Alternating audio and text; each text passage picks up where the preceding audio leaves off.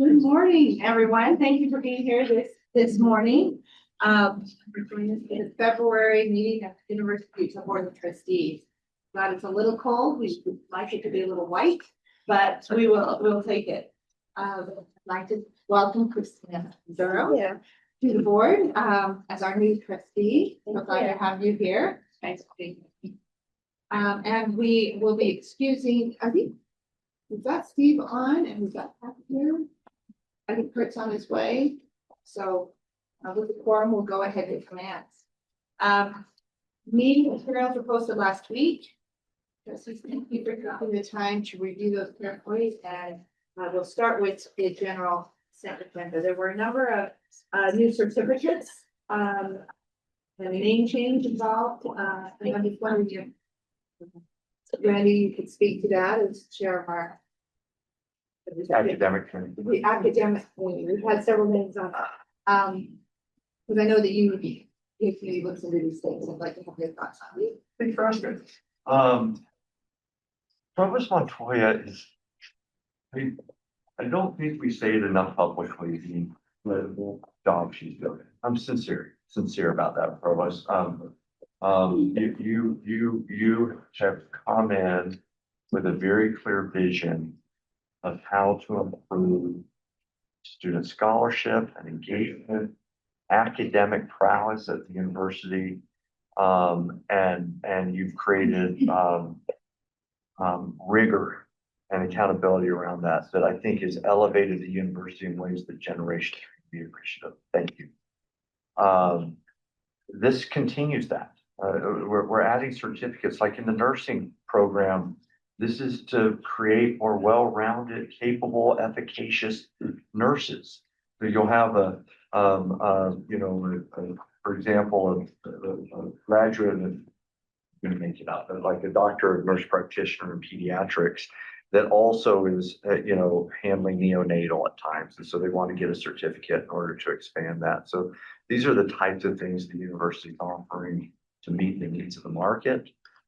Demand from our students. We're going to see more here in a little bit when we go to the action agenda for some of the majors that have been rigorously vetted through the academics faculty senate. And I just this is a reflection of the university continuing to improve and meet the needs of the market of our students and of our faculty. I think these are great things. They really are. Thanks for asking. Thank you, Randy. Thank you for the work you do in that committee to kind of vet those and look deeply and report back to this board. Appreciate that. Is there a motion? Or are there any other comments on the? If not, is there a motion to approve the items on the second? So moved. Second. Thank you very much. We have a first and we have a motion and a second. Any questions or discussion on the motion? All in favor, say aye. Aye. Any opposed? Seeing none. Thank you for your support on the agenda. Good path.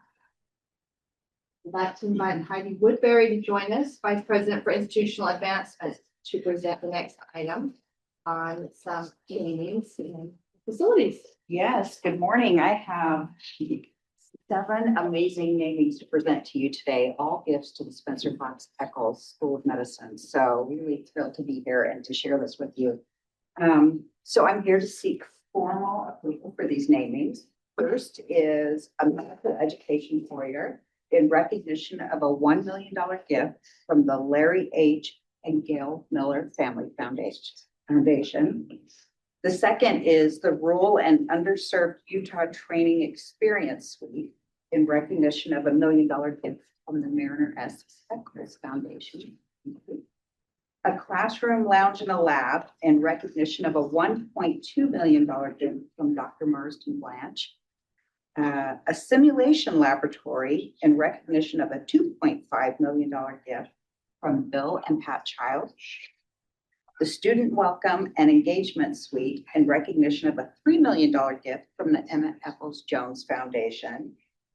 The 5th level of the building in recognition of a $15 million gift from Intermountain Health.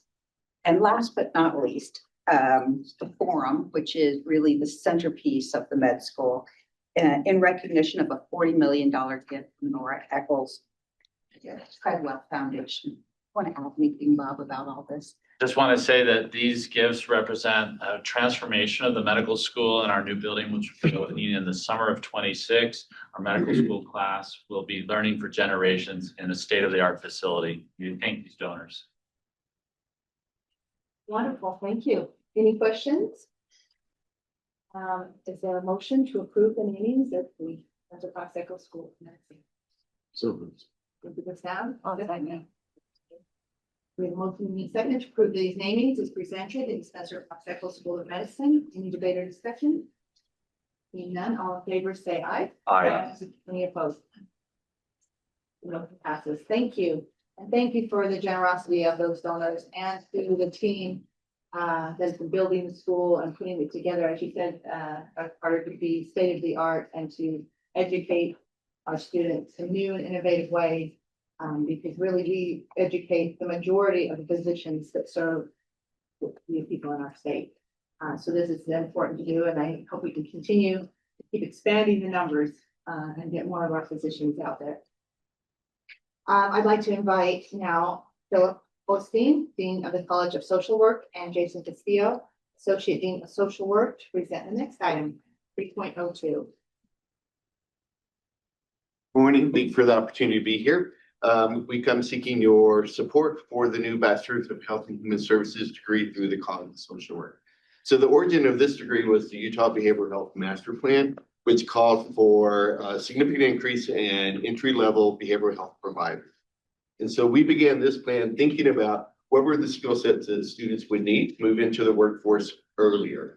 So we have designed a curriculum that provides a broad introduction to health and human services. It includes substance use, it includes gerontology, and a variety of skill sets like that. What I'm most proud about this degree is that we partner with multiple colleges across the university to provide this entry-level skill set and then move them into categories of specialty of interest to them. We've been able to map all of this onto DHHS in terms of job positions. We have a letter of support from them in terms of this degree. This would allow us to create stackable credentials. For example, in their sophomore year, they'd be able to get the behavioral health technician degree or certificate, moving on to behavioral health coach when they graduate. And so we'd like to move forward with this, prepare students to move into the workforce in their sophomore year, getting them before they graduate, and then preparing them either to continue on in advanced careers or advanced degrees. Any questions? I'd love Randy Shumway to make some comments on this. And I'm not sure Christina or I want to. Dean, thank you. Thank you. We have seen throughout the country an acceleration of individuals that are suffering from mental and behavioral health disabilities, from substance use disorder. The bottleneck are LCSWs. We can't get them trained and graduated quickly enough. This is an incredible step. I think this reflects a lot of hard work, but at a speed that is uncommon in academia, to say the need is urgent.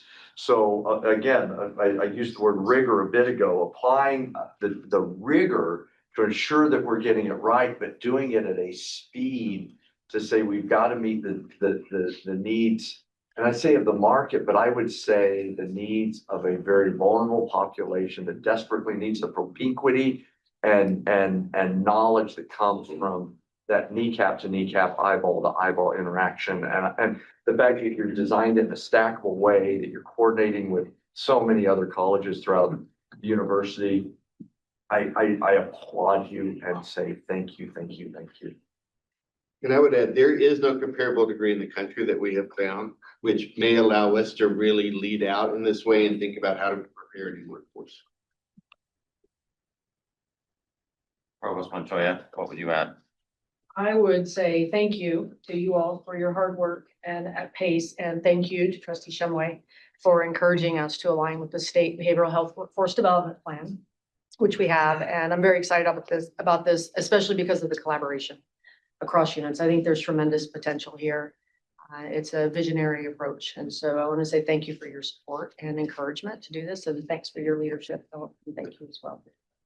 And double stamp, the first in the country to design something of this nature. So this is groundbreaking. I think it's going to have positive implications across the country in coming to the rescue and healing of a vulnerable population that's hurting. I'll make one more note, which is that Philip is also our inaugural Chief Behavioral Health Officer at the institution, where he works closely with Dr. Annie Locke, the Chief Wellness Officer, to advance the institution's well-being and resilience initiative. And so this really is a fantastic 1U effort to advance the U and to create good opportunities for our students educationally and career-wise.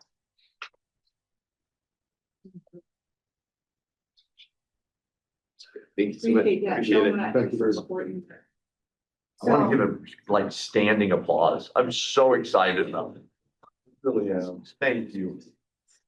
Well, it is good work, and to your point, Randy, to be the first in the nation, to be innovative, to be transformational, to test new ideas, better serve our citizens, and to better serve the health needs of all of our state, and to become a model is incredible. So thank you to, again, the provost and her team, and to our faculty, and everyone for thinking innovatively and outside the box to solve these issues.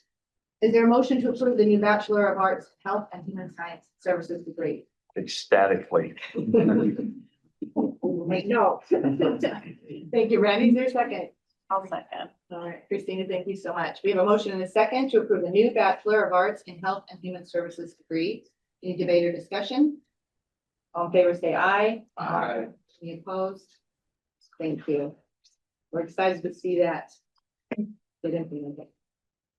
We have another new degree, English Education. I'd like to invite Wanda Pillow, Dean of the College of Humanities, and Matt Potolsky, Associate Department Chair of English, present item 3.03. I'm not Matt Pelsky or David Little, Chair of English. I'm sorry, Okay. I read right from my note. No worries. We welcome you. Good morning, ladies and gentlemen. I'm seeking your approval for our new BS in English education. It is built on our successful BS in English, that was about a decade ago, and it aims to prepare teachers for the field of education in the age of artificial intelligence. Like the BS in English, the new BS in English education requires students to take basic coding classes, as well as classes on digital culture and new media, along with a rigorous slate of traditional English courses. Students will graduate with skills and knowledge to teach English language arts in Utah schools and engage fully with emerging educational technologies. The new degree is part of a broader revamp of our education majors. We will continue to offer the traditional BA, as well as a minor to give students a wide range of pathways. Also working with the College of Ed and the Utah State Board of Education, we're able to streamline requirements for the state ELA endorsement and to create emphases to allow students to pursue either secondary licensure or a combined Master's of Education degree in English education and ed psychology. We also changed the name from English teaching to English education to signal that the degree can prepare students for a wide range of education jobs and not just classroom teaching. The degree is a product of the department's broader commitment to ensuring that our majors are career ready. For the past 2 years, we've been creating internship pathways with companies like Adobe and Goldman Sachs, which is actually hosting a panel in the College of Humanities this week, putting on alumni panels. And we want our English education majors to work at companies like Canvas down in Lehigh. The BS in particular is a service mission. Any questions? I appreciate your reference to the age of AI, which seems to be a theme of this degree. Can you give us a little bit of context on what your position is these days with respect to education and English? Well, sure. I can tell you my personal perspective. Doesn't reflect necessarily the department's, but I think there's been a lot of reaction to AI from teachers and professors, and not really understand the technology can add to the climate of fear and perhaps overreaction or overcorrection. So educating our teachers to understand the limits and the contours of the technology will give them a better grasp of it, what it's capable of doing and not doing, and to better inform those students. What is our position today, an English student today? Just in a few sentences, unless it's too complex to cover in a few sentences, what is our policy around their use of AI? It depends. In some courses that we have that are more technology focused, we will actually implement AI into the classroom assignments, but with strict limits and strict understanding of what we're trying to accomplish. It's not in service to just getting the task done, but learning the process, right? Some classes that are more traditional may say, we're not going to do AI. And we have to engage in a contract with the student to say, this is what we agreed to, because again, we're in service to learning about their artifact and our critical inquiry. Anything else?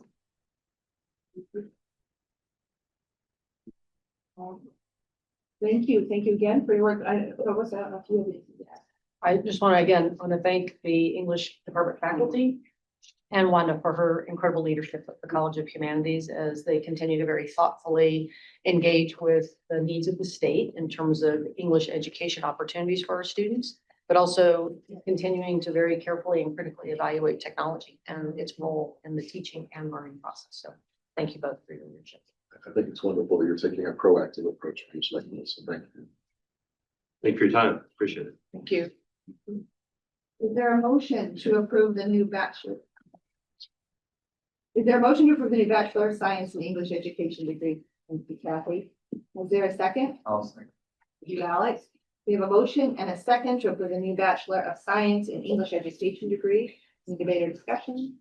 All in favor, say aye. Aye. Opposed?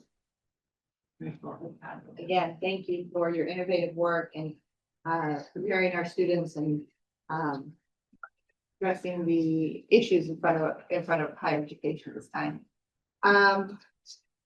We'd now like to invite Pearl Sandick, Dean of the College of Science, and Dean for Bedrock, Department Chair of Material Science and Engineering, to present item 3304 on a new degree in material engineering. Good morning, everyone. I'm Pearl Sandick. I'm Dean of the College of Science, and it's my pleasure to be here this morning to support this new professional master's degree. And I'll let Dmitry Bedrov, Chair of Material Science and Engineering, describe it. Thank you. Good morning, everyone. Material Science and Engineering Department looking for approval of new professional master's program in materials engineering and management. This is to address the workforce needs in a number of critical industries for the state, semiconductor industry, aerospace, nuclear, life sciences, where our industrial partners often tell us that their workers lack some of the in-depth knowledge of materials. So we introducing this professional master program, which would allow the engineers of with different backgrounds and scientists to get additional skills in materials, in-depth knowledge of materials and metallurgy. So in terms of organization of this program, it's organized the same way as other professional master's program. It requires a little bit more credit hours, 36 credit hours, because in addition to 4 materials engineering courses and elective courses, it has 9 credit hours of business skill courses, 6 credit hours of data analytics skills, and a capstone project, which is a must for this program. It will be basically done using resources which we already have. We're teaching those courses. We will offer those courses online, so students can take it in person or online. And a lot of these courses will be using AI enhancement tools, which we're already developing in our department. Happy to answer any questions. Any questions? I think it's really awesome. Appreciate you presenting. My only question was, you said students can still have the opportunity to work, learn in person as well through this program. What would those opportunities look like? Like, what would, like, could they just come to the campus and like work with professors? Like, how would that? Well, they will take the classes in person or online, and for the capstone project, yes, they would come and work either in a group or with an individual professor. Yeah. What's meant by the AI enhancement tools? We started implementing this year, so we could writing AI bots, and those bots analyze all the material, class material, whether it's a YouTube video, whether it's PowerPoint presentation, whether it's literature which uploaded in Canvas, And then students can basically use the bot to ask questions about the material. So instead of going to TA or professor, which sometimes could be a barrier, they can basically talk to that bot, AI bot, and get answers. And we notice that they're using it quite often, and it helps them sort of overcome the barrier asking the questions. They can ask this bot at 2 o'clock in the morning when they have a question. We're tracking outcomes. Like, We are working on, yes, we're working on this sort of back, what questions they ask. And it also gives feedback to instructor, what questions they're asking, so the instructor can see sort of what has been missed in the lecture. So again, we just implemented it for one class. We want to implement it for all classes because it will be offered online. Yeah, the board basically transcribes all the information in the class material. It doesn't go online outside, so it's not getting sort of contaminated by information on the network. It's only focusing on the class material, which is uploaded to the campus. If I could just add one first, Dimitri, thank you for your leadership and being responsive to the state needs. And certainly you're listening to various industrial sectors here. So I want to say thank you to all of the faculty and Dimitri for his leadership. And then I also want to note that for those that don't know this, it was just last month that we appointed Pearl Sandick, Dean of the College of Science. So I'd ask everyone to join me in congratulating.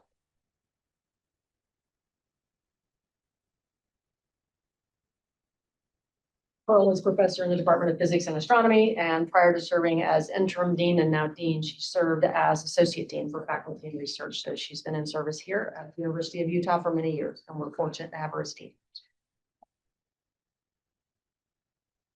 Any other questions for? All right, we'll go right ahead and appreciate again all the work that's been done on this. And I love the idea of using AI again innovatively to enhance learning at 2 a.m. When Alex, is that really when you're studying? Yeah, sometimes. Most of the time. So do I have a motion to approve the new professional Master of Engineering degree in materials engineering and management? So moved. Thank you, Sam. Second? Second. Yes, yeah. Happy, thank you for your second. Any discussion? If not, we have the motion to approve, and all in favor say aye. Thank you so much. I'd now like to, this is so exciting. We have so many things approved here that are, you know, I know Randy, you often talk about, are we adding things that are meaningful, that are effective? Are we just adding things to add things? Each one of these has been answering a question that has been posed by the state, is in front of us from our workforce needs and for our students to excel and succeed upon graduation. So I'm just so excited about all of these new degrees and opportunities for our students. So well thought out and forward moving and using, you know, technology and approaching the needs of our state. So we have another one, and I will invite Michelle Camacho, Dean of the College of Social and Behavioral Science, and Sarah Creamer, Department Chair of Psychology, to present 3.05 on a new degree in neurosciences. Thanks, everyone. It's really a pleasure to be here. I want to also acknowledge my collaborator, Pearl Sandick, and Director of the School of Biological Sciences, Fred Adler. This is truly a grassroots effort. The best degree programs emerge when they are collaborative and faculty-driven.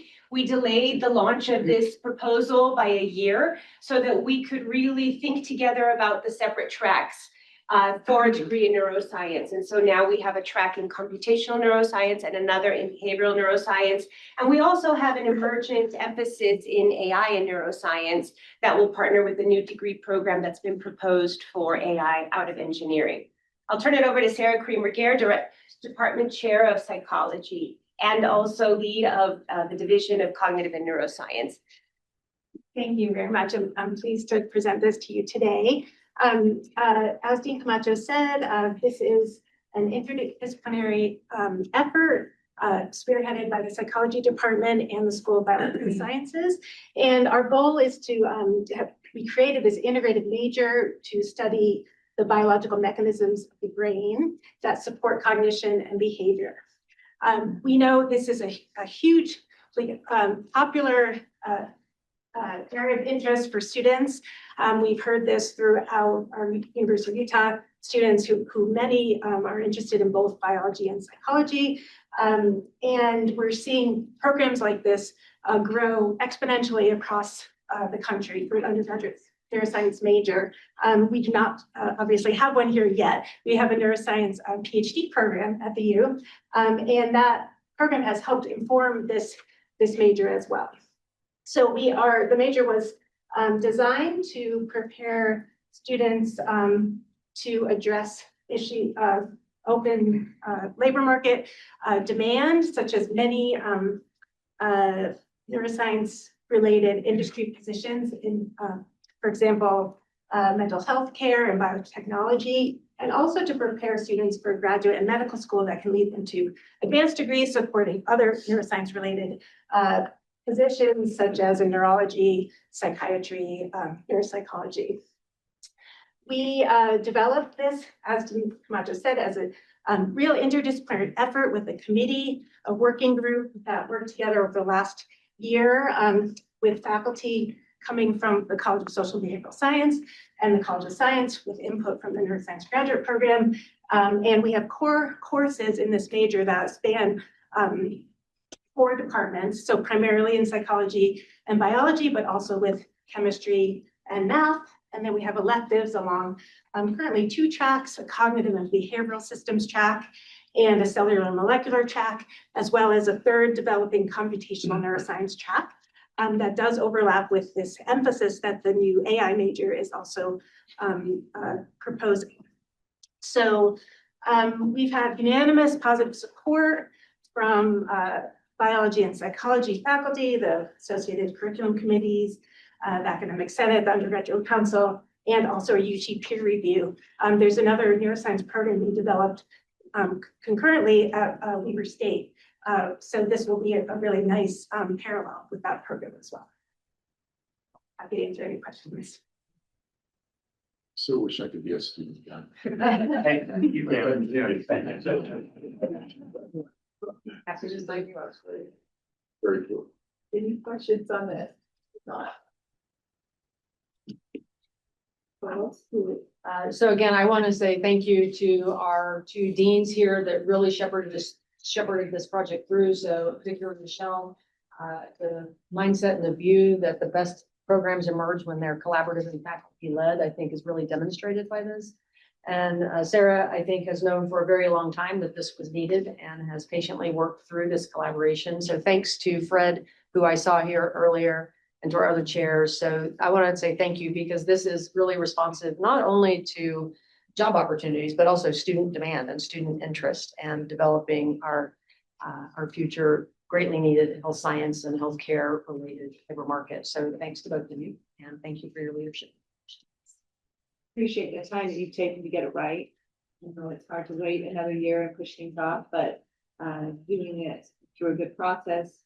I loved when you said it was unanimous support from faculty, from students, from all of the stakeholders. That's the right way to do it, and I'm really excited for this. Thank you. No other questions? Is there a motion to approve the new Bachelor of Science in Neuroscience degree? So Sam, a second? Second. Tina? We have a motion and a second to approve the new Bachelor of Science in Neuroscience degree. Any debate or discussion? None, all in favor? Aye. Aye. And the motion passes. Thank you so much. I just want to give a little update. Last March, this board approved some motions related to the campus master plan and physical development of our space here, including designating a college town magic neighborhood or district in the heart of campus. Significant work has been underway. I'm very appreciative of our team here at the university who have been evaluating existing infrastructure, optionality, reviewing traffic and parking needs, and ensuring that our planning efforts are strategic, comprehensive, effective, and meeting the needs of our campus for decades into the future. So I've asked today that we have an update on where we are on some of the development of those ideas, bring the board up to speed and help inform our future conversation on the updated campus master plan, which we hope to finalize and bring before you for final review and approval in the next several months. By way of context, College Town Magic. That's a neighborhood that is envisioned to be the center of campus life, a gathering place for students, activated with events and opportunities, welcoming and open arm to the community as well to join in, where students can live, grow, and learn together. So I'm pleased to welcome Troy D'Ambrosio, Chief of Staff to the President, Jeff Labram, Chief Operating Officer, to present informational briefings to us today on College Town Magic District. We are not asking for any approvals. This is just to continue the conversation and bring us all up to speed and inform our future discussions on our physical infrastructure. Thank you, gentlemen. Thank you, Chair Eccles. We're appreciative of the opportunity to be here, and hopefully we'll continue the momentum of exciting things that are happening here today. A special shout out to Chair Eccles. She's been very, very involved in the work that we've been doing here around our campus master planning. She probably could give our presentation today. She spent a lot of cycles and spent a lot of time with us working through this, making sure that we'll achieve greatness here. As mentioned about a year ago, we decided that we embarked on a journey around our campus master plan. And there are a lot of new faces around the table today. So we wanted to come and report and share with you where we've been, where we are currently at, and where we feel like we are going. There isn't a vote today. It's really sharing a lot of information and really showing you the work that we've been up to. Some of you that are PowerPoint experts will cringe a little bit at our slides, including Rob Patton, when you saw them. There is a lot of information and a lot of data. It's meant to be that way. We'd like to really kind of show our work to you today. We also intend on, after this meeting, spending cycles with each of you, where we will dive deeper into the data and the information and the work that we've been about. So today is just a bit of a briefing and an update. And normally I have a bad joke about how many slides we'll go over. Today it's true. We're going to go through a lot of slides. So we'll move kind of quickly here today. I probably would just mention that really the framework for what we've been doing here is really based on three guiding principles. First of all, what is the student experience? Second of all, what are the strategic objectives and goals of our Impact 2030? And then lastly, everything we do, I like to quote our CFO, no margin, no mission. So how do we actually make sure that this works for us? We've done a lot of engagement.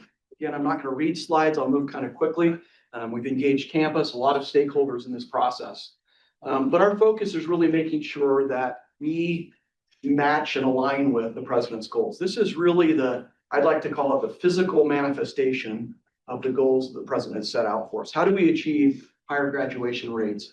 How do we provide a new model for higher education and create a magic where students want to be here and provide unique gathering spaces? I love that we're the first in the nation on so many fronts, and I believe that College Town Magic will also be one of those things that we'll talk about. So, Chair Eccles, you mentioned that we, a year or so ago, we identified some districts, places where our core missions could grow. We wanted to provide some clarity to each of those missions as to where those places might be. And today we will spend time focused on the center of this around College Town Magic. Troy D'Ambrosio is going to spend some time really talking about what College Town Magic means, but really we're trying to shift what historical college campuses have been, change from commuter styles to uninviting to isolated, really vibrant, year-round, welcoming community type opportunities. And that will be really the heart of our College Town Magic. A couple of visuals for you here that you can see. These are just renderings, but everybody loves pretty pictures. It gives you an idea of what we're trying to accomplish, what we're trying to do. But really providing a 24/7 experience where people can live and learn and participate here on campus. So again, just a few more visuals. I'll turn the time over to Troy to really walk through our College Town Magic and how we define that. And then I'll wrap it up with some of the economic data and some of the financial data that we've been working on to make sure that we can deliver this project. Thanks, Jeff. Thanks, trustees. I'm excited to present where we've been today to show you how we're going to try and bring College Town Magic to the campus. So one of the things we really stepped back and looked at, what are the challenges we're facing? And really what's happened is there's been a change, right, in our society where information now is very available, but attention is very scarce, right? So we have to adapt to that and think about how students can learn. And then, really human connection, right? President Randall, what's the how many students come today to the university with what? 15,000 fewer social interactions. So how do we make that happen on campus and get students out of their room and interacting with each other and interacting with the world? And so we also need to think about what is really the competition, right? Our competition really isn't so much any longer other universities. It's actually this isolation and it's this ability to learn from home, right? Why do you come to, what's the challenge higher education? Why to pay that or why to learn from home remotely? So how do we make a university a destination spot to attend?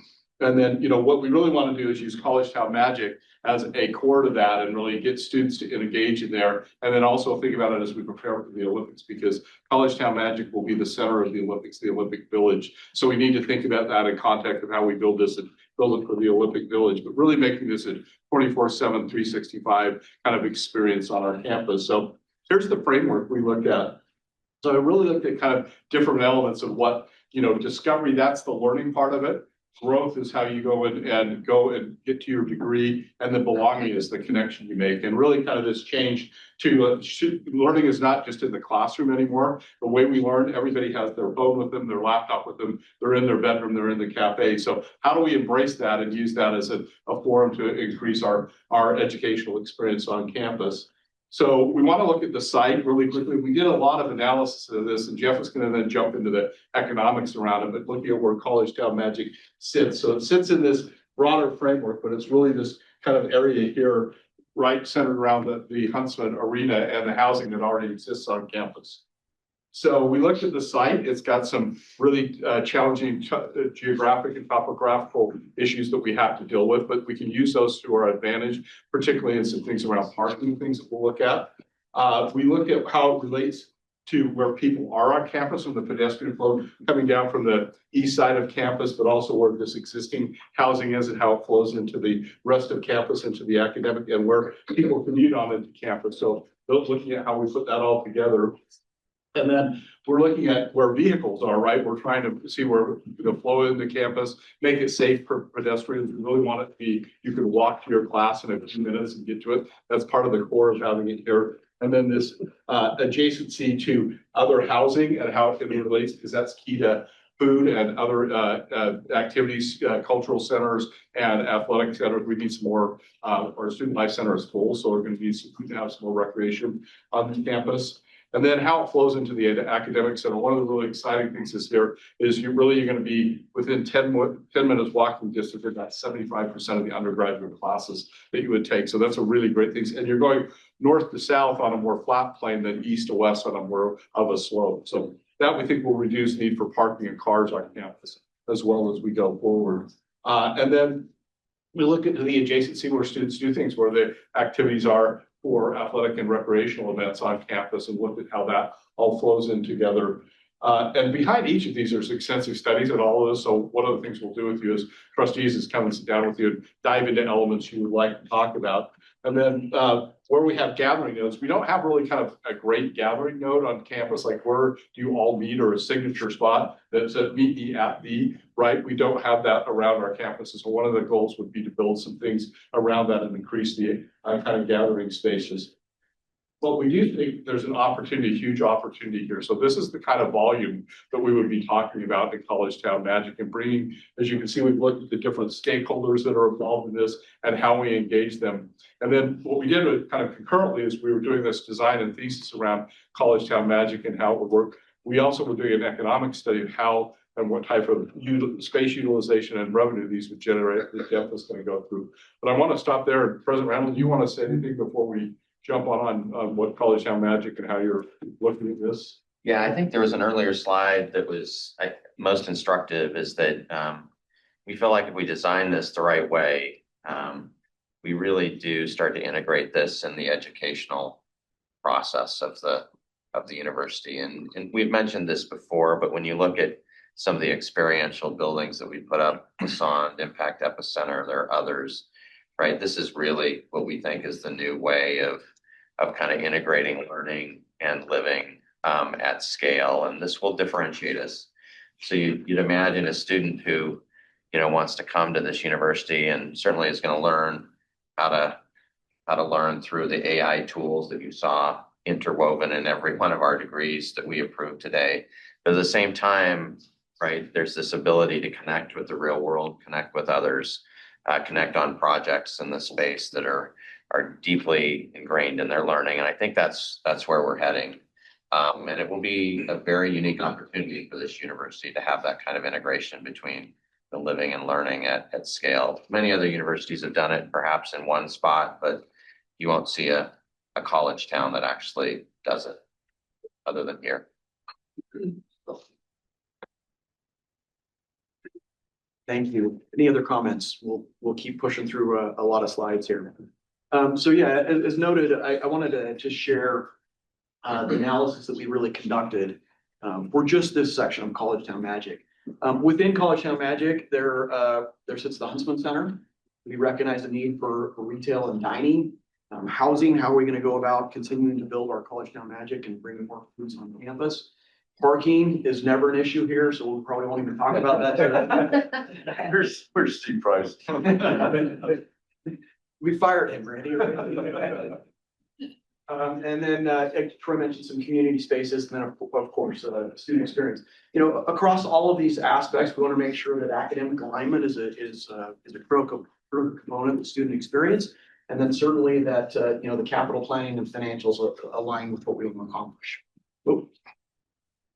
So we asked a lot of questions really to inform our College Town Magic, and wanted to make sure that every time we thought about something, whether it was dining or transportation, how could we be creative in bringing solutions that enhanced and changed the student experience, provided different opportunities for us to partner and generate new revenues, as well as, again, meeting the goals and aligning with the goals that the president has for the university. Let me spend a few minutes. I'll start with the Huntsman Center. The Huntsman is in the middle of College Town Magic. And a year or so ago, we said we would go do some studies, we'd go do some work on, was it a good idea that it remained there, or maybe should we consider moving that as it's in the middle of College Town Magic? Unfortunately, we can't do nothing. Huntsman is quite old and in need of some repair, and so we need to do something. And so we've gone and done a lot of studies around the Huntsman and how it might interplay with College Town Magic, and we'll provide some of these options. So I won't spend a lot of time here. This is, again, not a recommendation, but just to sort of show our work. We are considering the options of a light renovation, which would bring it up to standards, fix some of the challenges that we face. There is a possibility all the way on the right-hand side here of relocating and building a new one. We're sort of in the middle is this renovation plus, as we like to call it. And again, how does this play with revenues? How do we drive different revenues from these options? And what does it do for the campus experience for students? We've done a lot of digging, and we'll run a lot of scenarios. It's not just cost. Of course, cost is a big component of building a new facility or renovating the Huntsman. These are not small or inexpensive undertakings. But what are the revenues that might come under those different scenarios? Are there events that the university can do that will provide revenues, provide experiences? Are there non-university events that, by having a different option, might create new revenue streams? And then, certainly, how does that affect our village? What's the opportunity there? So these are sort of the lenses that we've looked at these through. We did a deep analysis of the market. Are there cultural events? Are there other opportunities to bring events to the university? And depending on where it's located, how many of those events might we bring up to the university? What revenues might be associated with doing that? How does that affect the student experience? I think Chair Eccles has always said that if we're going to bring a lot of people on campus, how does that change the student experience? So we've done a lot of thinking about that and done some studies on that. So again, no recommendation here, but we do believe that there's been a lot of work done on the. Mark Harlan, so Mark, do you want to say it? Hi, Mark. So, yeah, I think the journey on this has been great. I think what you said about the arena itself is an absolute, right? It's incredibly historic. It's our home. You know, we have a lot of people that work there, compete there. But the one thing is we were looking this over the last year, you know, it just became more and more apparent to me that where we are located is such a great spot. You know, all the residential halls for the students and our students who compete live right there. So really diving, I mean, if I was to give a tilt of my hat, I think Renovation Plus is where my mindset is right now, with a lot more work to do. Because as I've told these guys, if we can solve the parking issue, which right now is probably our number one issue, it's very difficult to park. Got great tracks there, obviously. So that's where I'm going to be spending a lot of my time. Although I appreciate Jeff, you said there's not a hard decision on this yet, but we're having a different mindset about it, right? There's a need for us to maybe downsize a little bit based on data that we found, create more premium. But an athletic director's dream is to be in the middle of that student area where students can just come into games and flood into it. So I look forward to working with you guys on this going forward and family going forward, how we can best maximize the opportunity. Really, really excited about it. Thank you for the work. Yeah, thanks, Mark. Appreciate that. All right, joking aside, we'll talk about parking for a minute. We do recognize that we have parking challenges at the university. I think parking used to be a luxury here. We had a lot of surface lots, and as the university has grown, that has certainly changed the dynamics of parking. And so don't get overly focused on the exact number that we need. We've done a lot of work here and we'll continue to do here. One of the things that I think is revealing from the studies that we've done here is the type of parking. So not just that we need more stalls, but what types of stalls do we need? And Mark mentioned that we do need to solve a challenge with getting to the Huntsman Center. If you're going to attend events there, it's difficult to get there. And so this is sort of the analysis that we've been working on as to what is the nature of those stalls and where might they be and where might they go. We believe we can solve the problem through a mix of parking, whether that be some surface, some structured, and potentially even some underground parking. Not surprisingly, surface parking is the cheapest, the fastest, the easiest, but is also likely going to be the furthest away from things that we have. As you move into either structured or underground parking, more expensive, closer to things. So there's just certain trade-offs with all of that. But we believe there's some rare interesting opportunities and paths forward. Troy mentioned and pointed to the actual slope of our campus. And that presents some unique opportunities for us to do parking in a creative way. So again, we'll be back to you with more recommendations and more discussion on this, but we feel like we're making really great progress on understanding the challenges and providing some creative solutions. Housing, let me just spend a couple of minutes here. One of the president's goals is to become a top 10 ranked university. And so we've done a comparison here as to the top 20 ranked public universities. And where do we sit with undergrads on our campus? We currently sit at about 23%. That would be about 5,500 undergraduate students. This fall, we will open up Trailhead, the project that is underway and will be completed here shortly. That will bring on another 1,450 beds, pushing us pretty darn close to the 7,000 mark. And that will get us approximately to 29% as noted here. And so it's not just to put more kids on campus, it's because of the indicators that kids on campus graduate at higher rates. And so again, aligning with the president's goals here, this is the physical manifestation of how we accomplish those goals. Can we pause there for a second? You bet. 12-point improvement if a person lived on campus the freshman year, is that, am I remembering the data right? It's in that order in the back. 12 percentage point higher likelihood of graduating. And graduating or shorter ties to, so there's two metrics, graduate faster and graduating calls. And a higher GPA. Yeah. So there's real academic implications for having on-campus housing.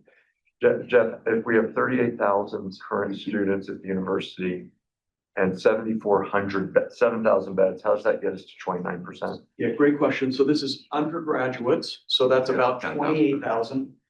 And then we also, Randy, could consider full-time students. So it's about 85% of that 28,000. So around 23.5.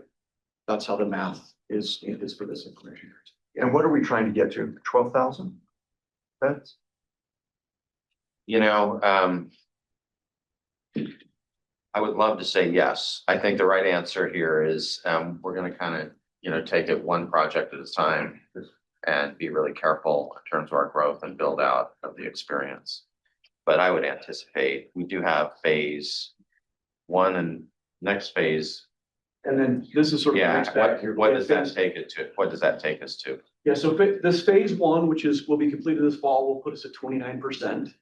In College Town Magic, the next phase will be another 1,500 beds. That'll put us at approximately 8,000 beds. Will put us at about 36% is where we would be. It doesn't, by the way, include the Ivory House Does across not the agree, street. yeah, correct. So then you're up around How many beds around are 700, just under 700. It's right in that range, President. So There's another you're getting to 9,000 at this point. And then the last phase takes us to how many more? Yeah, so phase three is to be determined, President. That would be based on demand studies, et cetera. I'd love to say 12,000 as well. And primarily, we're trying to get freshmen on campus. But I know there will be Undergrad, some- but for freshmen. So last There will year, be some for the upperclassmen as well. correct. Out of that, you know. That's correct. There'd be a mix of that, Chair Eccles, for sure. The last 2 years, we've provided a first year guarantee for students. So all the students, first year students that wanted to be on campus, we've been able to meet that demand in the last 2 years. And we plan to continue to do that. And then the excess or other opportunities would be for other undergraduate students not. I think we've had a pretty robust group of freshmen who want to live on campus. That's true. We've had wait lists for the housing as a whole. So there's certainly a need and a demand for it. Agreed. As we continue to build out College Town Magic and people start to see and get a sense for what that looks like and feels like, I anticipate that demand will continue to grow. It's exciting.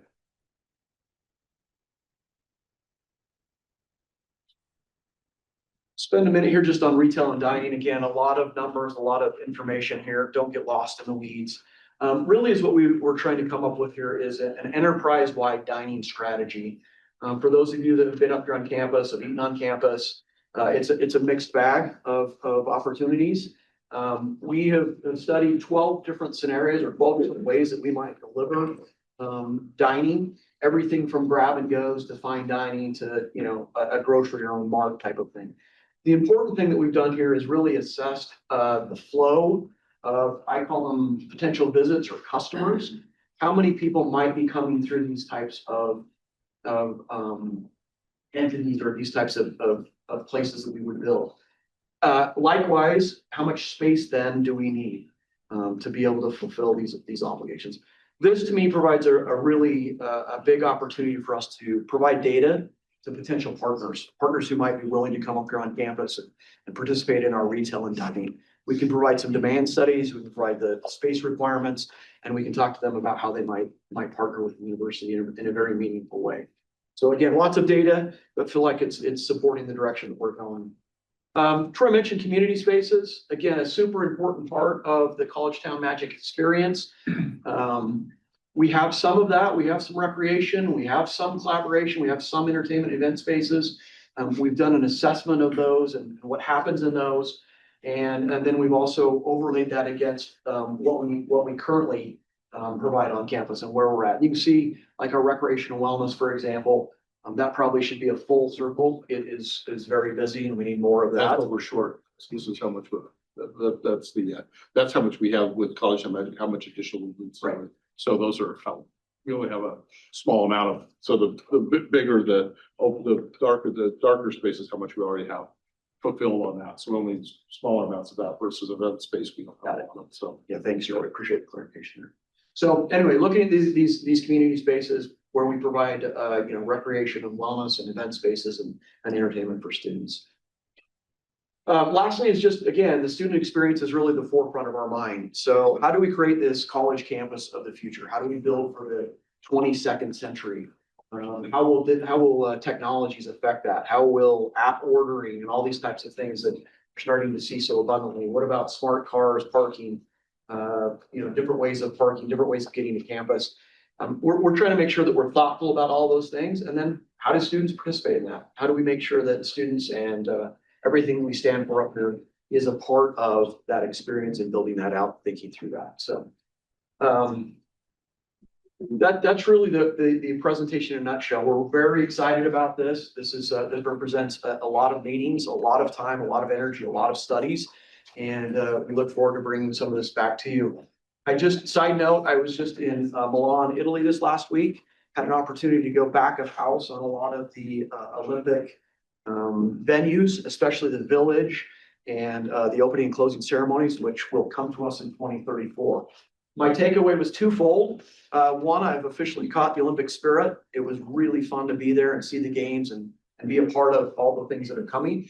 My other experience was I have a bit of panic in me. 8 years does not seem like enough time to get everything done that we need to get done. So as we talk about our College Town Magic, as Troy mentioned, we'll be coming back to you with that vision in mind, that we are going to build College Town Magic, not only for the students and for the experience we want to create there, but for the future and to get ready for the Olympics, which is really exciting for us. So thank you. Anyone have thoughts or questions? Amazing work. I would like to thank you very much. And I know we have a number of new board members, and don't worry, we will, there is much to learn and delve into behind the scenes. We have been working on this for a few years, trying to get it right, looking at what we have. How are we efficient with the spaces we use, stewarding our dollars well, making sure we're going for the highest and best and most effective uses for our community, for our state, for our students, for our faculty, and our staff to do the jobs we do, to be able to have these wonderful new degrees and education and the infrastructure to support it, but also making sure we're efficient in the dollars that we steward, from our tuition dollars to our state and taxpayer dollars. So thank you so much for this work. I know there's more to be done, but you can see how we're trying to also systematize a few things like parking and our retail dining area, so that we are going to be more efficient there. In the past, we've often just done it piece by piece and not with an overarching view of how do we sustain this small city in which we call the University of Utah. So it's a lot. Thank you, gentlemen, for looking at it from every aspect and engaging all of the stakeholders to get their viewpoint and their feedback on it. So it's exciting to really put this together and update our campus master plan in all of these ways and be ready for the next 60 years. Great job. Thank you, Chair. Thank you. Katie, thanks for how much time you spent on this. Of all the trustees, you've been the one who most rolled up her sleeves and really got to understand and weigh in on all of it. Thank you. It's exciting. It's kind of fun, but it's a lot. Thank you all. Chris, thank you. I'm inviting Chris Bosman, the Chief Alumni Relations Officer, to introduce our university focus. And where my hand, 175 years.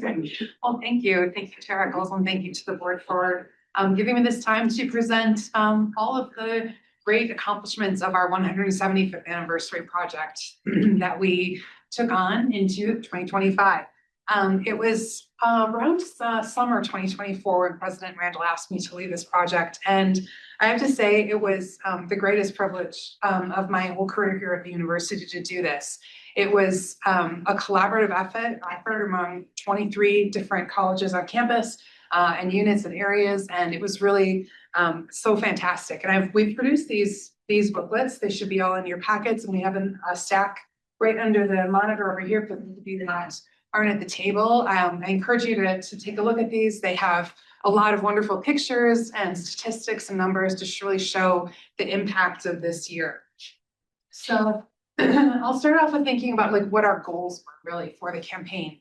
And our goals were to really celebrate the rich history of the University of Utah while show the tremendous impacts that the university has had on the state, the community, the whole world over 175 years. And tell alumni stories, tell student stories, tell students stories of discovery and research and innovation, and really just brag about the U. And that was an easy thing for me to do as the alumni director. That's what I do every single day. So it's really fun to bring this group together. We started off and we decided to build it around existing events and programming. We just wanted to be more efficient and to really celebrate the things that we do well. So I thought, well, I run alumni. What do we do here at Alumni? We do Founders Day and Homecoming. So let's start it at Founders Day and end it at Homecoming. And it gave us some really nice bookends for the campaign. We first began with an celebratory article in the Deseret News announcing the anniversary and a proclamation from Governor Cox on Founders Day. And really, that's what kicked everything off. So you see some of the images here in the slides. The 175 outside of French Cox, the Marriott Library, which I believe is still there. We've got to get it a little warmer for it to come down. Some of our images from the bookstores campaign of all of our 175 gear, and then of course, students celebrating. We started with the branding, and the branding really set the tone for everything that we did for 175. You'll see here the park building landmark, 175 branding here, and we decided to go with kind of a multi-logo campaign so that we could use them in different functions. You saw a lot of pins and a lot of swag with all these items on it, and then officially the 175 issue of U Magazine really kicked everything off with a giant timeline, talking about some of the wonderful milestones of the past 175 years. That timeline was repurposed in a physical timeline that you'll see coming up right here. And so we use this a lot of times. I will say my staff got a little tired setting it up, but we got pretty good at it by the end. We were timing ourselves. We could get it up in about 20 minutes, which is pretty impressive. It lit up from within, and we had it all over campus. We had it at all these events. It was so much fun to see. This is an event called Red Talks, which we invented and shamelessly ripped off TED Talks. Provost Montoya hosted it, and we had 6 faculty members present about their research. That was in April, and it was really quite timely to talk about research and the importance of research on campus at that time. We loved it so much that we're going to do it again this year, but we're going to put it on homecoming week, so it'll be a perennial homecoming event. It was a lot of fun. We did that over at the Utah Museum of Fine Arts, and that was a great one. We also, of course, had Founders Day around that time, and then this lovely timeline, which we got really good at setting up.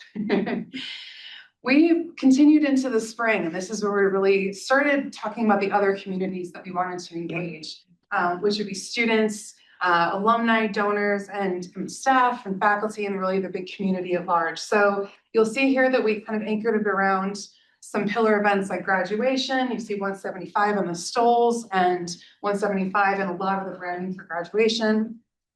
Giving Day was a huge one. We raised over $2 million at Giving Day, and 175 was a big part of that. We gave away Lego-ish block U's if you donated over $175. We blend 175 into everything. Up here you can see that we launched a presidential tour over the whole state. We visited Southern Utah, Northern Utah, had alumni events at multiple locations. And then capped it off with celebrating the groundbreaking of the Eccles Health Fountain on the Stellar campus, which was a lot of fun. You see celebrating 175 years on the bus. That was one of my favorite deployments of the branding.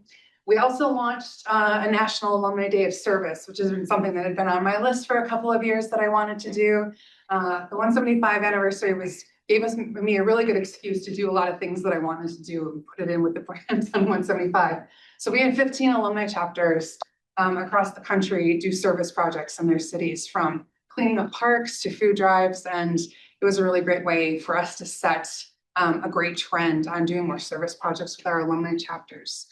We also launched our oral history project with alumni telling their stories. We had over 21,000 alumni call in and give stories for their project to talk about their life on campus, their life since graduating. And we are now putting those together into 3 commemorative books. We had so many stories that we had to do 3 books. And so we're expecting those to be delivered sometime in early summer. What we decided to do to be efficient, instead of having another commemorative book, we just wove in original stories from the university and talked about some different vignettes like the founding of the MUS or Lassonde or all those different things in with those books. So that cost us $0, and I was really proud of that. So those will be launching, or those will be delivered, I think, in early June. All right, onward and upward into the summer. We We had some fun at all the parades over this summer with 175 branding on the Red Betty truck, which I'm sure you're all familiar with. We partnered with U Health to sponsor a Bees game. So it was 175 night at the Bees game, and that was a lot of fun. Of course, Swoop threw out the first pitch. And then we sponsored some student events. It was really important to us to make sure that students could celebrate at so many different opportunities. So we had 175 embedded in so many student events, from Plaza Palooza, where we had a birthday cake, to Red Fest. You can see neon trees here at Red Fest. Alex, was that pretty fun? Yeah. Yeah. We sponsored Welcome Week, so all the students coming in saw 175. So we really, instead of creating a lot of new events and spending a lot of money on that, we decided to just be really efficient and weave it in with everything that we already did. And I think that that was a really effective way to use our budget. And then, of course, the fall. So hopefully many of you attended the Celebration Bash on October 16th. This was the real close to the campaign. It was such a special night. Our goal was to involve everyone in the community. We had a fantastic drone show, which was so fun. It had rained a lot that week, and so we were all really nervous, but it stopped raining about 2 o'clock that day, and everything was perfect. It was a little muddy, but it was great. A really wonderful opportunity for us to showcase student work. We had bench to bedside and Lassonde students there showcasing their work. We had performing arts. We had caricature artists. We had really great food. We had so many fun things. And so it was a really, really special event. We had over 4,000 people there, which is a tremendous amount of people. And we were really, really excited about that. This is basically kind of wrapping it up. We really felt like we achieved our goals and engaging everyone in the community, showing that our tagline, 175 years and still climbing, was very reflective of the university and the community around us. Really showed that we have accomplished so much, but there's still so much ahead of the university and the U, especially to see College Town Magic. Like, we're excited to show how we're growing. Some little images of the alumni house here and our tracks trains, showing our rich history and really showing where we're going. So a few of the numbers in the booklets here is more of the statistics and acknowledgement. We had over 2 million impressions online. We had over 39 videos highlighting the past, present, and future. Over 15,000 page views on 175.utah.edu, which is the website that still remains. If you missed any of these videos on Instagram, I want to say photo gallery, there's a QR code right to that website in your booklet, and all of those videos will live there forever. I definitely encourage you to check out the Marriott Library video, which was done in conjunction with Pioneer Theater. They used costumes from different eras and merged them in with the Marriott Library for the history of the library. It was my favorite video. It's really, really good. 21,000 participants in oral history and a few other things. We estimated that we engaged either in person or on the phone over 50 million, or 50 million would be a lot, 50,000 alumni donors and students. So I'm very pleased with the reception and was just really honored to take part in this and bring together so many people across campus to make this project go. So thank you for the opportunity to share it with all of you. And if you have any questions, happy to answer. No, I get to say something from the alumni perspective. This was an incredible project by Chris and her team. Seeing it up close, this was not something that just happened with minimal effort, but it just engaged her staff at a really high level. Also thankful to our board of governors with the Alumni Association who were involved in many of the activities and coming and supporting those. And so I think what it does is it kind of highlights that we as alumni of this great university have a lot to be proud of. And I think that's what Chris did a wonderful job of highlighting, is showing us just what it means to be alumni of the University of Utah, students of the University of Utah, and future alumni of the university. So it was really a wonderful project for me to get to see up close. And thank you to Chris and her team, who really sacrificed a lot to make it as spectacular as it was. Yeah, great job. Thank you. It was really amazing, It was Chris. so Thank you. A lot of fun. Thank you so much. Celebrate 176 the same way. It was so fun. It was. And I love, there were so many students and there were families and community, and it was really fun. And I loved the sets from the decades. Those are The so, living room from the 80s or the 70s or the 60s. they were so creative. They were really fun. Yeah, there was a There's a picture here of the 90s one, which was a riff on Friends, the TV show. The 80s one was a Pac-Man controller. The 1920s one, if you looked at the wallpaper on the walls, they were like boxes, as they called them. So they were really like kind of a self-contained box. It wasn't just a backdrop. They had little U's in the wallpaper of the like Art Deco's. They were so creative. We had so much fun with these. I have to say, great photos. In the Instagram world that we live in now, you gotta have some. Well, it's so nice. Well, we're looking forward to the president's ambitious future and building everything out. It's really nice to look back on, as you said, as you were saying, all the things we have to be proud of as our flagship institution for the state. And you forget about, the giants on whose shoulders we stand today, and the amazing things we've done for medical to sports to academics. So thank you. It was a really fun year. Thank you. It was for me too. I appreciate it. Thank you. We'll now transition to reports. I just have a few things. I think I saw Jeff Landward sneak in, and I appreciate him being here as Commissioner of the Utah System of Higher Education. Thank you for being here and appreciate that. I did want to point out a fun thing last week, given that it's Valentine's Day is coming up, is the new Robert, Indiana 12-foot high love statue outside the Museum of Fine Arts. It comes to us from New York, where it's at outside the Rockefeller Center. It's one of 9 of that size in the world. So we're thrilled to have it here. It's iconic. It's one of our gateways into our campus. And I think the president had wonderful remarks about the importance of art, and especially with this message of love, place of connection and positivity and emotion, as well as intellect here on our campus. So I don't know if you have anything else you want to say, President. It was a fun day. Thanks for everybody that so supported it. Yeah, it was great. And lastly, I would like to acknowledge our students here joining us today. Appreciate your engagement in issues that are important in this world and in our community and to you. And we see you and appreciate you peacefully expressing your views. So thank you for that. If I can add to Chair Eccles' comments, I'm personally really grateful to see students exercising exactly what we hope students do, which is learn, express themselves, and again, doing so the way you're doing it. This is actually a personal thing for me. I'm an immigrant myself, and I came to this country 40 years ago as a foreign student.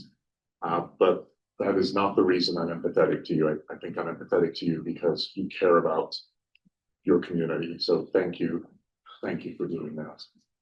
I think there's little that is more important than our students feeling safe and welcome here. I'm sorry that my voice is a little broken with discussing this, but you have to feel safe and welcome, all of you. Likewise, we're a public institution.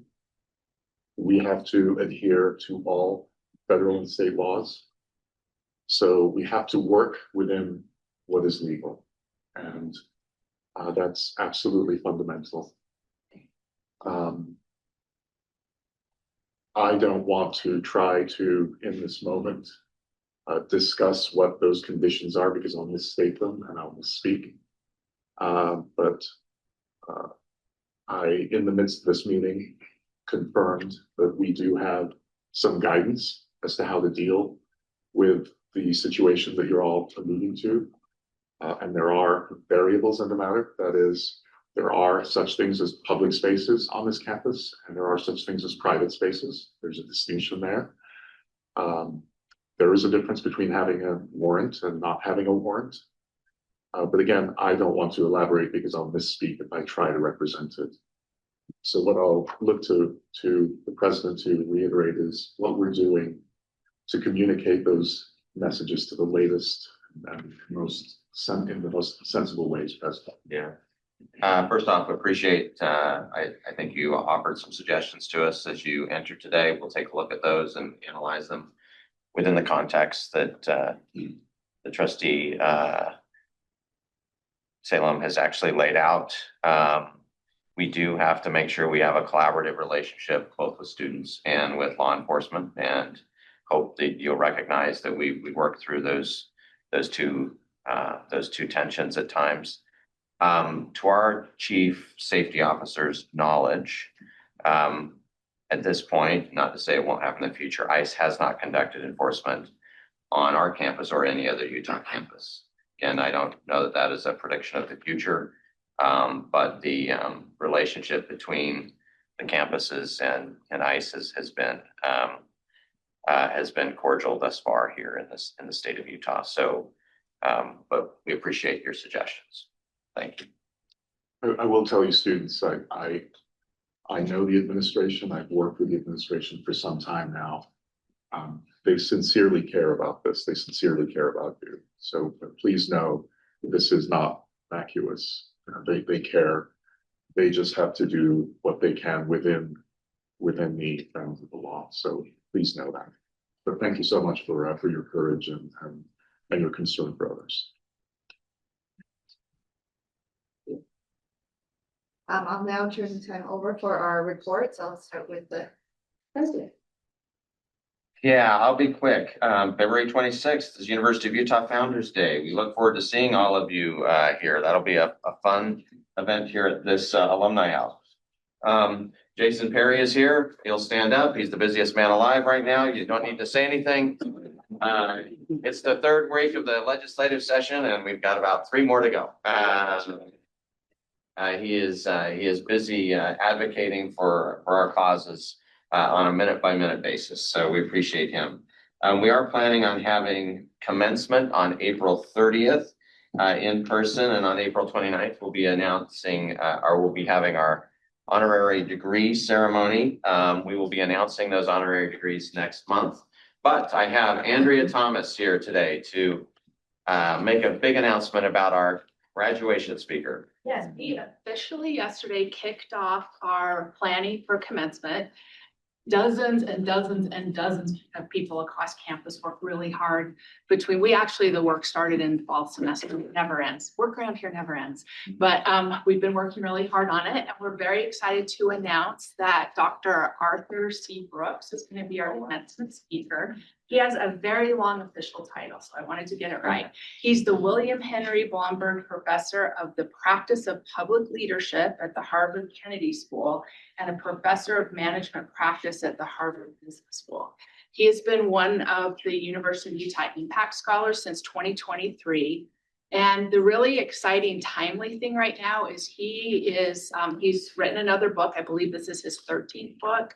And this one is targeted to college-aged, people just starting their life and starting their adult life. And it's called The Meaning of Your Life. And that's going to be published on March 31st. He's speaking on April 30th, and we will be gifting that book to graduates.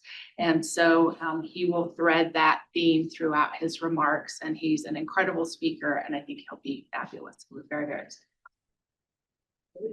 Thank you, Andrea. Fabulous. Chair Eccles, that's my report. Well, thank you very much, President. Provost Montoya, do you have anything to report?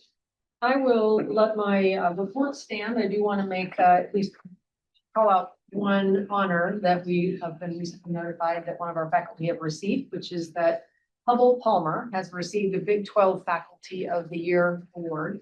In addition to serving as an assistant professor of film and media arts, Palmer's achievements include co-writing a Minecraft movie, which is one of the top 50 highest grossing US films of all time.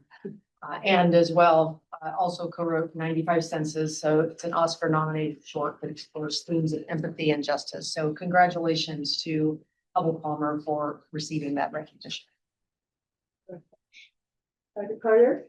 I'll just also refer to my written report, but highlight that we do have a new chair of the Department of Anesthesiology, Dr. Grace Lim, coming to us from the University of Pittsburgh. She'll be joining us here within less than a month.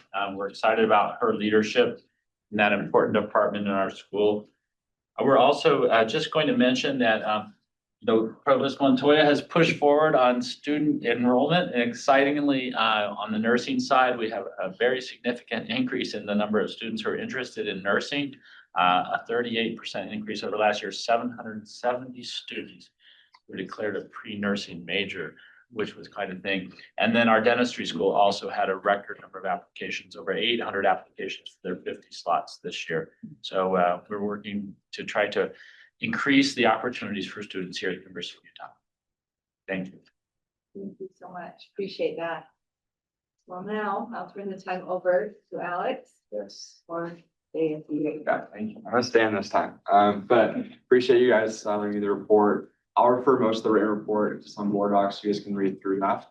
The one thing I do want to mention about it though is we had a sustainability town hall this past month, a couple weeks ago, and we had over 100 students in attendance. We had a local representative as one of our panelists, as well as one of our physicians in health sciences. So it was really cool to see how us, like the university community, came together to advocate on behalf of sustainability. So there's a lot of reports written about that if you want to explore more what was discussed, but I'll leave the rest of the report up there. I also want to thank Katie, Simon, President, for touching on the students here. Again, appreciate you guys coming out, sharing your voice.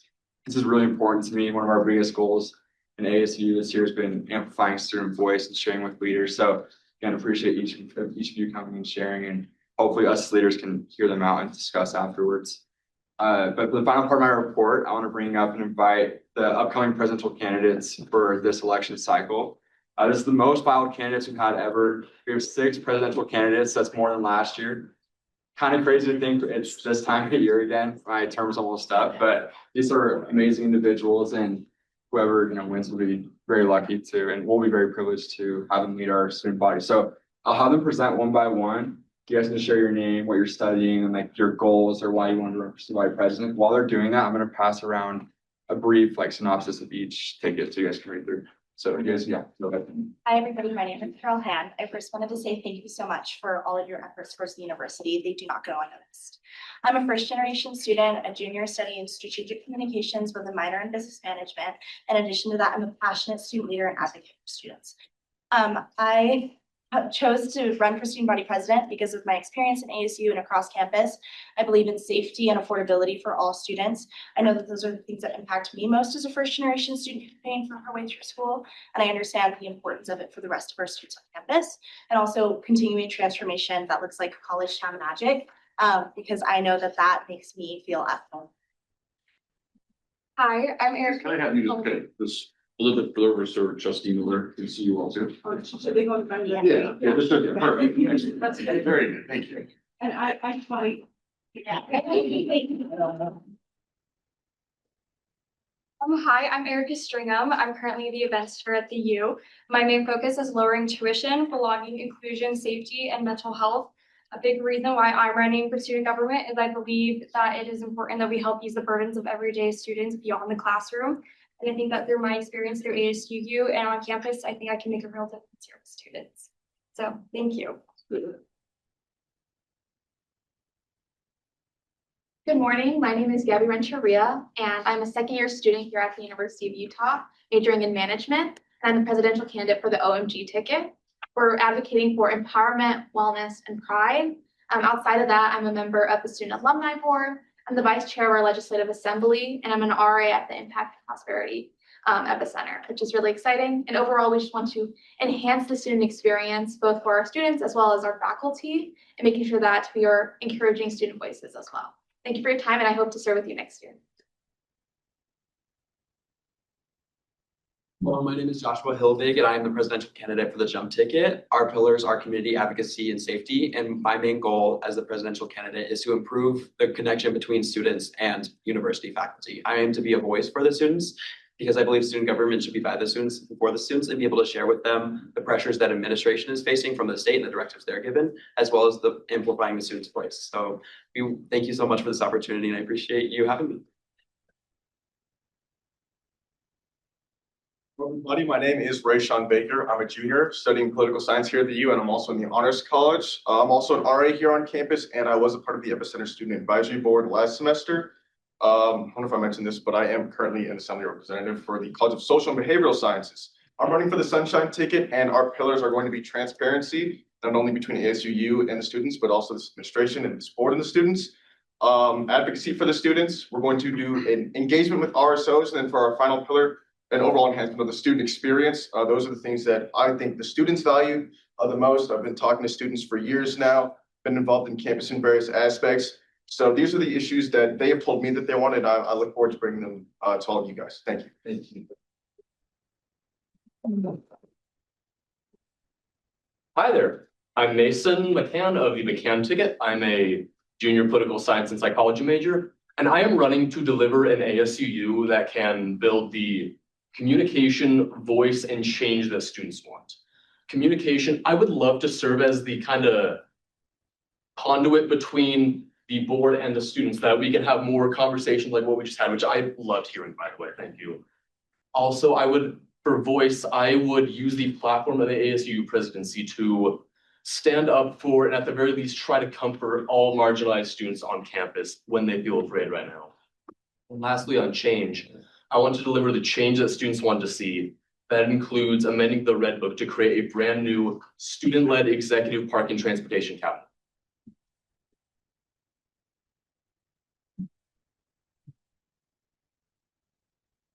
Thank you.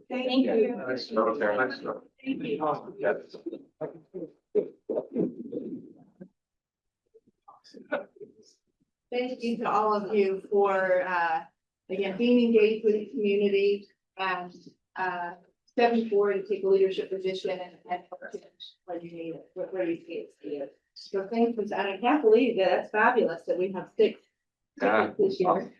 So, and I can't believe it's coming to that time, Alex. Can you walk through the process and the timing for this? Yeah, great question. So their primary voting happens this week, so it'll cut down to 3 tickets left, and then the end of the month will be the finalized presidential candidate. And then the whole month of March, we're kind of just doing some onboarding training with them, and in April is the inauguration. So right around finals week is when we'll switch out. So it's kind of the timeline. But yeah. Glad we get you for a little while longer. Yeah. Appreciate your contribution. Next, we'll have the academic senate report. I think Price is here to report. Thank you, and I just want to say what a fabulous lineup of presidential candidates. I wish they could all win. I think that, and they also have a tough act to follow. It's been wonderful to work with Alex this year. He's a great partner. I look forward to having those guys in the academic senate as meetings happen. Thank you. Good morning, trustees. In the written report posted to board docs, I summarized the formal actions of the academic senate over its last 2 meetings. The passage of 5 academic policies foundational to the organization and governance of the university. The approval of 10 program changes, 1 program discontinuation, 9 new emphases, 3 new certificates, and 2 new degree programs in emerging competitive fields. A master's in financial technology from the School of Business, and a bachelor's in artificial intelligence from the School of Computing, the first of its kind in the state and the region. Since you have that written report, it would be redundant for me to just read it again. So today I want to spotlight some of the Senate's less formal actions, the work of its committees. In addition to standing committees on academic freedom, academic policies, faculty review standards, and others, the Senate convenes ad hoc committees to respond to emerging issues. One such issue arose this past fall when in October, the Utah Board of Higher Education voted to increase the teaching loads of career line faculty at R1 institutions from 18 instructional hours per year to 24 instructional hour equivalents, or in more familiar terms, from 3 courses a semester to 4. Anyone who's ever taught even 1 course knows how time consuming it can be between revising syllabi, lectures and slides, marketing the course, building a Canvas page, emailing and meeting with students, reviewing texts before class, setting and grading assignments, policing for AI sometimes. None of that includes time in the classroom. And that is assuming the course is not a new prep, never taught before, and thus needing to be conceived and assembled and composed out of whole cloth. So now imagine doing 3 of those at once, and now imagine that your workload increased a further 33% without any proportional raise in pay. It would be unreasonable not to expect a corresponding decline in your effectiveness, not to mention a decline in the number of career line instructors willing to remain in the profession under those conditions. Instructors who already do so much of the teaching on campus without the incentives of research or the protections of tenure. To mitigate the impact of these changes in teaching, the Senate convened an ad hoc committee to study service, the routine participation in institutional and professional governance that makes up 20% of every faculty member's nominal workload, yet often amounts to far more, since it prevails upon their commitment to the academy and their willingness to keep it functioning. Specifically, this committee, which was made up of the majority of career line faculty drawn from all ranks and all colleges across the campus, themselves volunteering their time, studied service at the university level, for which no census as yet existed. No one had ever actually counted all the advisory councils, awards committees, peer review panels, and appeals hearing boards on which faculty continuously serve, helping the administration to run the university in all phases of its operations, from IT to athletics, to parking, to admissions, to conflicts of interest, to campus security, to animal trials, to radiation safety. 43, by the way, that's how many university committees we counted, each staffed by dozens of faculty. And we're pretty sure we missed something. Nor had anyone ever counted the dozens of hours of labor per year that service in each committee entailed for regular members and even more for committee chairs, in addition to their college and department level service assignments. And since workloads are calculated at the college or department level with little access to these data, that meant those hours had been chronically undercounted or weren't being counted at all in some cases. So many of the same faculty now being made to teach 33% more, in other words, had already been working at 110% or 120% capacity. By conducting the census of university service in just a few weeks, I might add, with the support and partnership of the administration, this committee produced a more accurate picture of faculty labor and a more equitable framework for its recognition. Indeed, the committee went beyond that, noting in its report that the Utah Board of Higher Ed had specified not 24 instructional hours, but instructional hour equivalents. What does that term mean? What if there were ways of offsetting this teaching load increase by considering all the modes of student service that faculty perform? Mentoring, advising, supervising theses, reading dissertations, developing new courses, writing letters of recommendation, all of which vary directly with student success. What if we consider these as units of teaching too? We don't want to do this. Faculty love what they do. They don't want to spend all their time quantifying it. But when we're asked to do more with less, and in some cases for less, we need to think creatively about how to defend it. As trustees of this institution, I ask you to defend it with us. And that's my report for today. Thanks. Thanks for sharing. Thank you so much. Appreciate being brought up to speed on all these things that seem simple. Have ripple effects, right? That's having great impact.